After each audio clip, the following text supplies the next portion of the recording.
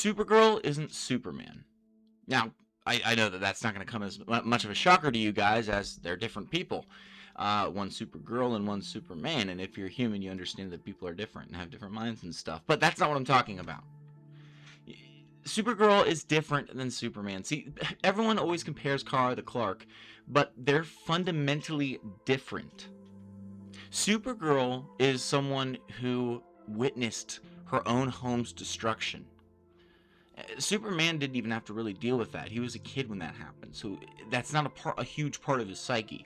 It's just a part of his blood. And this movie understands that difference. Now, I am going to be talking about, of course, Supergirl, the new movie that came out like 3 weeks ago or something like that, which I do apologize for getting to this video, this review so freaking late, but I just wanted to make sure I got it right because I needed to gather my thoughts on this movie, you know? This isn't really a movie about saving the universe. And I know this sounds corny, but it's about someone trying to figure out where they belong. Here's the story setup, right? Kara accidentally, Kara grew up on Krypton. She remembers everything she lost. Unlike Clark, she has memories, culture, family, traditions, and she's carrying that grief that, Clark never really had to carry. That grief shapes every decision she makes. So, drinking to numb the pain, constant partying, running from emotions, feeling disconnected, Krypto being the only one that is constant in her life. And that's why losing Krypto forces her to act and really evaluate how she's living. The adventure starts because she loves her dog. And that's something that we can all relate to, right? I love my dog, you love your dog. If you don't have a dog, you wish you had a dog. I don't think anyone hates dogs. She's searching for something bigger emotionally. Traveling across the universe, the time limit after Krypto is hit with the dart, the character she meets. This movie has a lot to offer, but none of that is actually what stayed with me. Okay, because I love the basic premise, and this is what got me to go into the movie theater and watch this movie, was that it felt like Finding Nemo, but like finding a cure for my dog across the universe, right? So that's a little bit different, but it just reminded me of like a Pixar movie put into superheroes. I really liked that. Here's some other things I liked. Kara felt unique. This is definitely a more rebellious version of Supergirl that we're getting, and I quite like that. Emotional themes were really good. You could definitely tell she's a character that is just kind of used to the party life, and she knows that she needs to stop, and she knows it'll stop, but she doesn't know when it'll stop.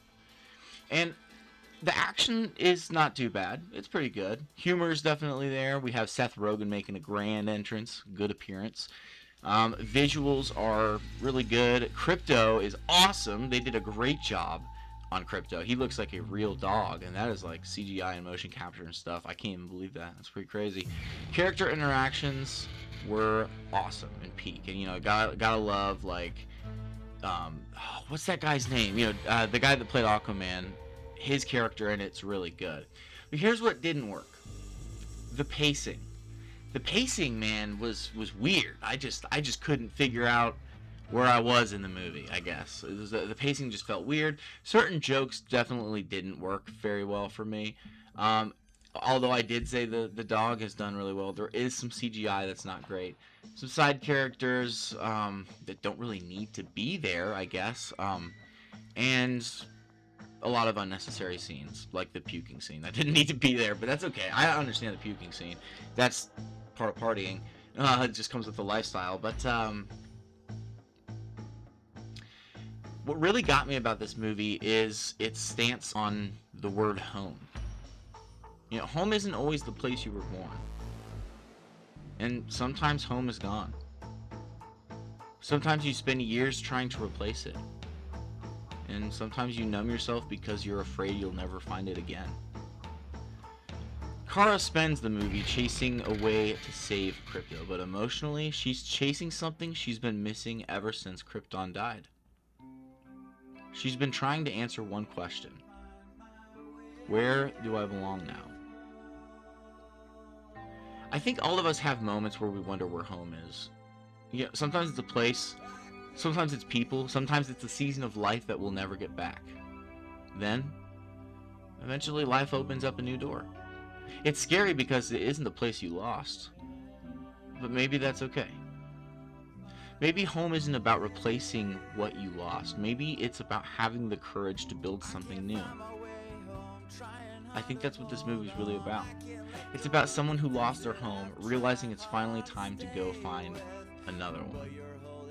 Sometimes life gives you a very clear answer, and sometimes it doesn't. Sometimes you know where you should go. And if you do, walk through the door. Take the chance. It might not be perfect, but maybe, just maybe, we can make it